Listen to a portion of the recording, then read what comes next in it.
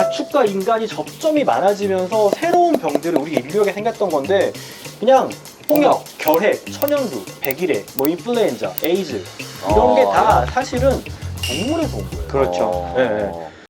우리는 닥터 프렌즈. 안녕하세요, 닥터 프렌즈입니다. 네, 저희는 지금 몰디브에 와 있는데요.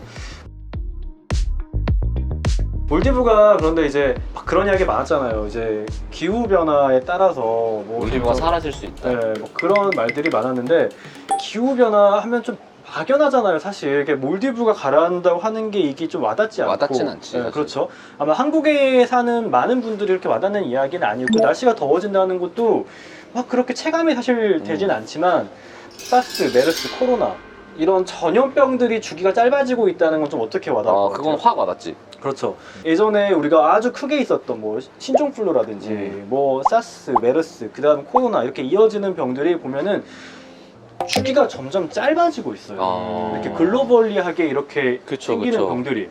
그러면 왜 이런 감염병의 주기가 짧아질까? 여기에 대한 의문이 좀 생기잖아요. 그렇죠. 그런데 이게 알게 모르게 기후변화와 연관이 굉장히 기후변화도 깊고 연관이 있구나. 그리고 전에 없던 아주 전혀 새로운 바이러스와의 노출이 일어날 수도 있어요. 그거에 대해서 오늘 좀 이야기 드리려고 하는데 그러니까 유엔 환경계획이 최근에 국제축산연구소와 공동연구 보고서를 발표하면서 인류 삶의 형태의 변화가 인수 공통전염병을 좀 증가시키고 있다 라고 이렇게 레포트를 얼마 전에 낸 게 있었거든요. 역사상 가장 많은 가축을 우리가 기르고 있을 것 같아. 그렇죠. 실제로 퍼뜨릴 수 있는 병 자체가 최근에 새롭게 생긴 이런 전염병의 75% 이상이 인수공통감염병이라는 거거든요. 근데 그러니까 인수공통감염병이라는 건 사람과 동물이 네. 같이 걸릴 수 있는 감염병을 말하는 거죠. 그렇죠. 그러니까 코로나19도 일종의 인수공통감염병이었어요. 근데 사실 이 가축이라는 거는 굉장히 중요한 거였거든요. 우리가 음식을 먹기도 하고 에너지를 이용해서 농사를 짓기도 하고 그리고 뭐 자동차나 이런 게 나오기 전에는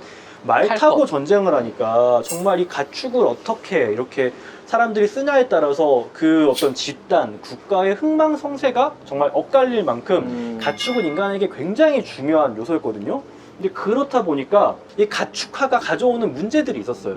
그게 가축과 인간이 접점이 많아지면서 새로운 병들이 우리 인류에게 생겼던 건데 그냥 여러분 들으시면 다 아는 홍역, 결핵, 천연두, 백일해, 뭐 인플루엔자, 에이즈 이런 게 다 사실은 동물에서 온 거예요. 그렇죠. 네. 가축들하고 우리하고 접점이 많아지면서 가축들한테 있었던 병들이 인간으로 넘어오는 이게 바로 인수공통 감염병이라는 건데 이게 늘어나고 있다는 거예요. 왜 늘어나고 있냐? 기후변화가 굉장히 심해지면서 이게 뭐 북극의 빙하가 녹고 그렇죠. 뜨거워지고 대기가 순환이 안 되고 더운 데는 더 더워지고 추운 데는 더 추워지고 그렇다 보니 건조한 데도 순환이 안 되니까 더 건조해지고 극단적이야 지금. 그렇죠. 날씨가. 그렇다 보니까 이게 그러니까 기후가 예전이랑 달라지니까 환경에 변화가 생기단 말이에요. 그렇죠. 산불이 일어나고 원래 풀숲이 있던 곳에 풀숲이 없어지고 원래 동물들이 먹어야 될 먹이 사슬이 깨지면서 먹을 게 없어지고. 그러면 얘네가 어떻게 되겠어요? 더 많이 서식지를 잃은 야생동물들이 먹이를 찾아서 서식지를 떠나서 민가와 접촉하는 게 늘어나게 돼요. 그러니까 야생동물들이 그렇죠. 그리고 서식지가 점차 늘어나는 동물들이 생겨요. 어떤 게 있죠? 그게 바로 모기나 진드기였죠. 나쁜 놈들이 늘어나네요. 습해지고 더워지면서 이런 이제 어떤 모기의 번식 자체가 늘어나고 있고 한국도 예전에 없었던 이런 댕기 바이러스를 가지고 있는 모기들이 슬슬 발견이 되고 있고 이런 식으로 접점도 늘어나고 옮길 수 있는 그 매체가 되는 애들도 늘어나는 이런 변화들이 생겨요. 아직 우리 몸은 그거에 대한 면역력이 없잖아요. 인수공통 감염병 첫 번째 생긴 거. 인류 전체가 경험이 없는 거지 그거에 대해서. 네, 실제로 뭐 코로나19도 있었지만 뇌염의 신종 바이러스, 니파 바이러스라는 게 있거든요. 이것도 굉장히 이게 문제가 됐던 건데 뭐냐면은 98년부터 99년 말레이시아에서 발생해가지고 265건의 급성 뇌염을 일으키고 그 중에 한 100명 정도, 105명이 사망하는 이런 게 있었었는데 니파 바이러스의 숙주인 과일박쥐라고 있어요. 그냥 산불이 일어나고 이게 온난화가 되니까 산불이 일어나고 엘니뇨 현상, 태평양 물이 뜨거워지는 거 이런 게 되면서 그러니까 서식지에서 좀 이렇게 이동을 하게 됩니다. 그러면서 그 돼지 농가 이런 데 가면서 돼지들도 감염시키고 거기에서 이제 과일들도 감염시키고 그래가지고 사람들이 그 돼지 먹고 그 거기에 있는 과일 먹고 하면서 갑자기 아웃브레이킹 확 생긴 거예요. 아 갑자기 네. 사망률이 너무 높으니까 상황이 진짜 높네. 확 퍼지지 않았던 건데 이런 식으로 특히 이제 박쥐류들이 바이러스들이 몸 안에 가지고 있으면서도 크게 병을 일으키지 않고 그 남들에게 옮기는 그런 숙지 역할을 굉장히 많이 하거든요. 그러니까 박쥐에서 어식지가 바꿔지면서 이렇게 양돈 농가나 이런 그냥 과일 이렇게 기르는 시설에다가 이렇게 뭔가 배설물을 하거나 걔네가 그걸 먹으면서 이렇게 병을 일으키는 이런 새로운 전염 루트가 이렇게 생기는 거고, 그래서 보면 지난 80년간 인수공통 감염병의 70%가 야생동물에 의한 거였어요. 야생동물의 서식지가 자꾸 바뀌니까 이렇게. 에이즈 너무 유명하잖아요. 그쵸, 이것도 그쵸. 유인원에 의한 원숭이한테서 거였고, 온 거고. 그렇죠. 2004년 7년에 있었던 그 조루 인플루엔자는 새, 그쵸. 그렇죠. 2009년에 있던 신종플루는 돼지, 어. 예, 그리고 뭐 사스, 메르스, 에볼라 이런 것도 박쥐. 예.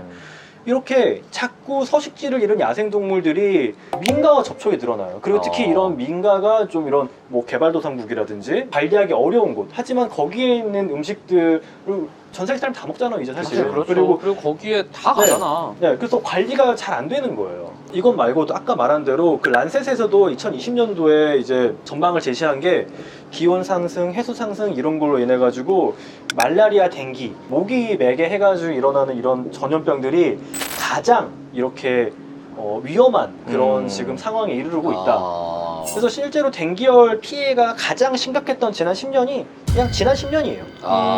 네, 지금까지의 그것 중에. 가장 최근이 제일 심했구나. 네. 앞으로 점점 심해질 거라는 게 되게 그럴 가능성이 굉장히 높죠. 아. 그리고 우리나라도 아까 말한 대로 이렇게 정말 이런 말라리아나 이런 것들이 점점 이렇게 좀 올라가는 이런 추세에 그렇죠. 사실 있어가지고 우리나라 그런 거 잘 없었는데. 네, 이게 문제가 되고, 또 이런 또 신종 바이러스나 이런 게 한 번도 녹지 않았던, 인류가 나타난 이후로 한 번도 녹지 않았던 동토층이라는 게 있어요. 아, 그쵸.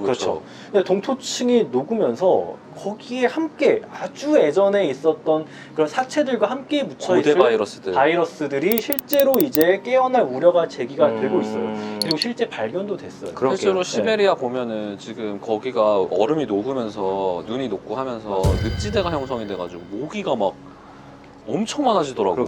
그 뭐 진짜 북극 쪽이 많이 녹아서 이제 북극 항로라고 해서 아예 쉐빙선을 통해서 뚫는다는 얘기도 있고, 맞아요, 이제 뭐 맞아요. 얼마 전에 스위스에 이제 그 알프스 산맥이 녹아서 뭐 몇 명이 죽기도 하고 그 빙하에 묻혀서, 그러니까 여러 가지로 지금 그렇죠. 전 세계적으로 조금 변화가 일어나는 것 같아요. 이게 저희가 또 의학 채널이니까 이걸 의학적으로 보면은 그 75년 전 탄저병으로 죽은 술록의 이제 사체가 노출이 되면서 2,300마리의 술록이 떼죽음을 당하고 소년 한 명도 함께 사망하는 아주 예전에 있던 그런 탄저균이 노출이 되면 생긴 건데, 이런 게 실제로 가능하잖아요. 2021년에 그 미국이랑 중국이 공동 연구팀을 꾸려가지고 티베트에서 영구 동토증을 한 번 구착해 봤어요. 안에 실제 이런 바이러스들이 나오는지.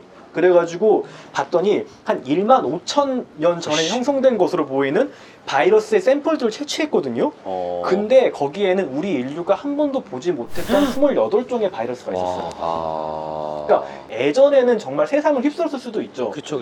이런 바이러스가 있는 건데 이런 게 새롭게 노출이 되면서 기후는 변하면서 우리에게 또 이렇게 이런 바이러스들을 옮길 수 있는 새로운 매체들, 새로운 이런 야생동물들 접점이 늘어나는 이런 과정 속에서 우리 인류가 전에 없었던 테러 같은 그런 새로운 전염병을 맞이할 수도 있는 가능성이 있는 거예요. 그래서 지금 지구온난화라는 게 정말 날씨가 더워지고 고지가 높은 데 가서 살면 되지를 생각할 게 아니라 전에 없던 이런 바이러스들로 우리의 삶을 직접적으로 변화시킬 수도 있다 라는 그런 좀 생각이 좀 들더라고요, 이런 데이터들을 보니까. 근데 결국에 좀 저는 그렇게 생각을 해요.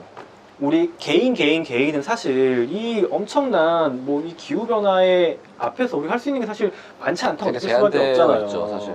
우리 개인들이 결국에는 모여서 하나의 또 집단을 이루고 집단 지성이 되고 우리들이 어떤 소비하는 그런 패턴을 만들어내고, 그러면은 거기에 맞춰서 조금 더 큰 기업들이나 회사들, 국가 이런 데들이 어떤 정책이라든지 어떤 방향을 수정해 나갈 거라는 생각은 들어요. 그래서 우리 개인들이 결국에는 모여서 하나의 어떤 의견을 행사할 수 있는 게 지금의 어떤 보면 정치 시스템이고 이 소비 사회이기 때문에 좀 이런 거에 관심을 가지고 어떤 뭐 기업이나 회사가 조금 더 이런 것들을 이념에 깔고 어떤 경영을 하는지 그리고 어떤 정책들이 그냥 뭐 설계되는 게 아니라 이런 지구 온난화라든지 우리 다음 세대 혹은 지금 당장 닥쳐오는 이런 기후 변화에 어떤 식으로 대응해 나가려고 이렇게 플랜을 세우는지를 보면서 우리의 어떤 뭐 선거권이나 뭐 이런 투표 같은 거에 참여를 하면은 좋지 않을까라는 생각이 좀 한 번쯤 들더라고요. 고려를 해봐야 되겠네요. 네, 이제는. 그러니까 우리가 이제 뭐 고려할 게 많잖아요. 디자인도 고려해야 되고 뭐 상품을 소비할 때 가격도 고려해야 되고 이런 효용 가운데 그런 것들도 이제는 조금씩 생각을 하는 게 어떨까라는 생각이 들더라고요. 네. 어떤 가치 소비를 하는 거죠, 그렇죠? 이게 그렇죠, 내가 그렇죠. 이제 과거에는 그런 것만 생각했지만 요즘은 더 고려할 게 좀 많을 것 같고 기왕이면 같은 물건을 살 때 이 회사나 이곳이 어떤 요즘 ESG 경영 이런 말씀을 그렇죠, 많이 그렇죠. 하는데 그런 회사에 조금 더 우리가 힘을 많이 실어준다면 앞으로 이런 부분에 더 노력하고 맞아요, 줄이려고 좀 노력하는 그런 부분들이 좀 많지 않을까 이런 생각이 좀 들긴 드네요. 네. 좋은 말씀 감사합니다. 붙일 말 없어? 닥터 프렌즈도 ESG. 아, 네. 저희 닥터 프렌즈도 네, 하여튼 그런 선은 함부로 하면 안 되는데. 함부로 하면 안 돼, 함부로 하면 안 돼. 그래서 약간 이렇게 모두가 참여할 수 있는 길을 열어놓은 거야. 네. 할 수 있는 걸 찾아봐야겠네. 네. 주변에서. 그러니까 우리 주변에서 할 수 있는 것들을 좀 찾아보면서 이런 정말 기후 변화라는 게 이렇게 좀 우리 옆에 있고 이런 영향들을 끼칠 수 있다라는 걸 함께 알았으면 좋겠다 싶어서 이 몰기부에서 이런 또 기후 변화에 대한 이야기를 해봤고요. 다음에 저희는 더 좋은 컨텐츠로 돌아오도록 하겠습니다. 네. 감사합니다. 감사합니다.